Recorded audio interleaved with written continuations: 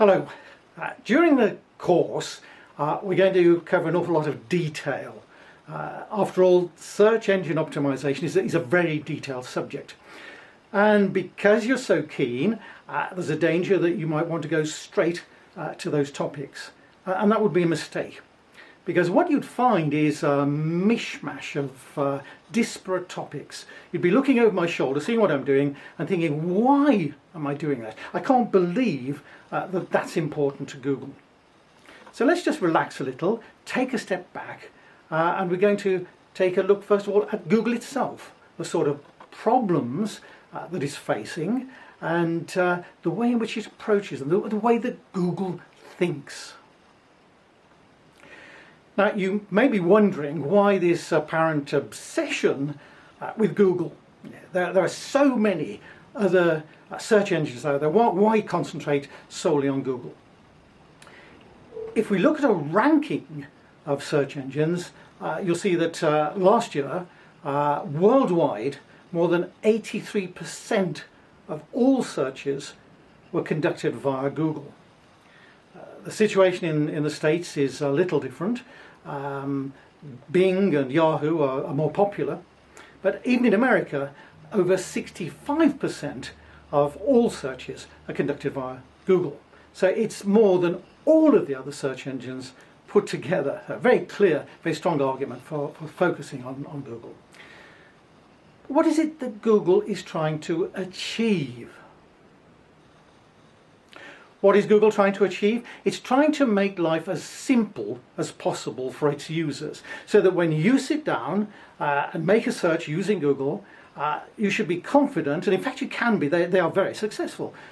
You can be confident that of those first 10 websites that come up on page 1, a good proportion are going to be directly relevant to the search we've made. And that means, of course, they have to go out then on the web evaluating websites. And that gives them a very real problem. Google's problem is that every single day of the year, 150,000 new websites are launched on the web. Each one of which has to be indexed, it has to be checked for content and so on. And that's not the end of the problem, because of course there are also existing websites out there, 650 million of them, many of which update themselves regularly with new material. So for those particular sites, Google has to go off every week and recheck them, looking for new content. So a huge volume, and clearly they're going to have to find a very clever way of achieving those volumes. How do they do it? So how does Google do it? Let me introduce you to their member of staff responsible. It's a spider. It's actually a piece of very sophisticated software. It's called a spider because it crawls all over the net, digging away, picking away at websites, evaluating them. You can almost imagine that it's got a tick list. Tick, tick, tick, tick, all the good points, all the bad points, evaluating one site against another. And essentially, it is that tick list that we are going to be working to later on in the course. But for now, I'd just like us to remind ourselves, if it's a piece of software, what are computers good at? Computers are good at words. Do you remember the very first electronic computer in the world was developed by a man called Alan Turing in the Second World War, and its sole function was to break the German Enigma code, to play with words.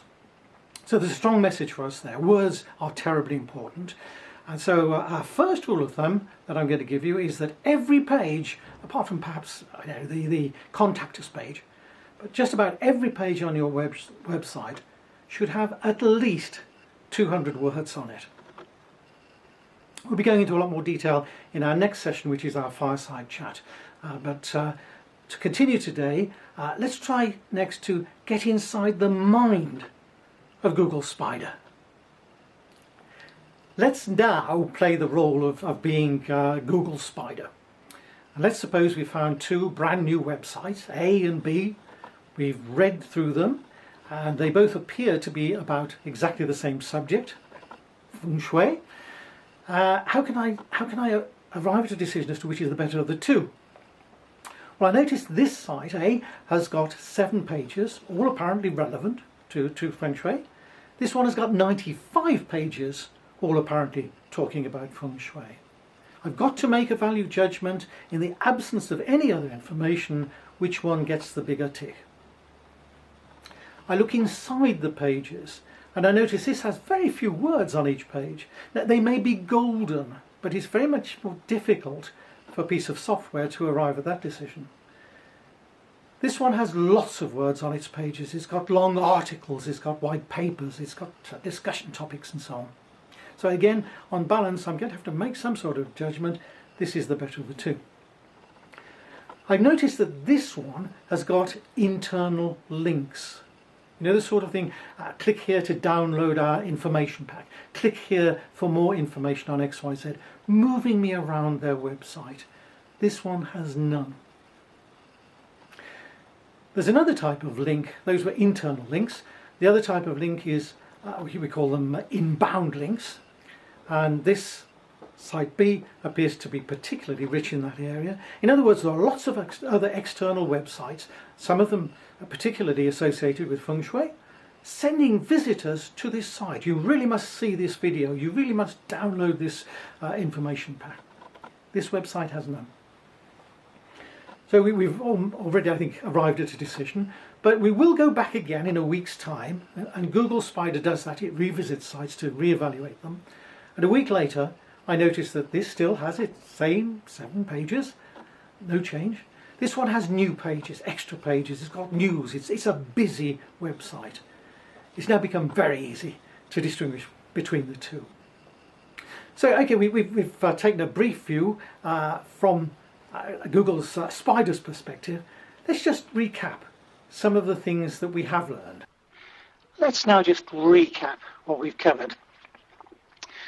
We structured the course very much around Google, simply because more than 83% of all searches worldwide are conducted through Google. And anyway, the other search engines use very much the same sort of methodologies, and many of them lean very heavily on the Google search engine anyway. We've recognized the need to think like Google. That way we can make better sense of the tick list of things we need to do to optimize a site. Google uses software, a spider, to crawl the web. And software is very good with words. Google loves words. In fact, we suggested that you should adopt at least 200 words on most pages and more on your home page, the most important page for both humans and search engines. Google likes lots of pages. In the next PDF lecture, you'll learn how easy it is to arrive at 100 pages or more, however simple your company or its products or services might be. Google looks for internal links. Download our brochure now. Click here for more information about XYZ. Google values inbound links, other websites sending visitors to your site. In the next PDF lecture, you'll find out how this is done. Google likes active sites, sites that have new information every week. Again, we reveal how this can be achieved in the next lecture. I do hope you found this useful.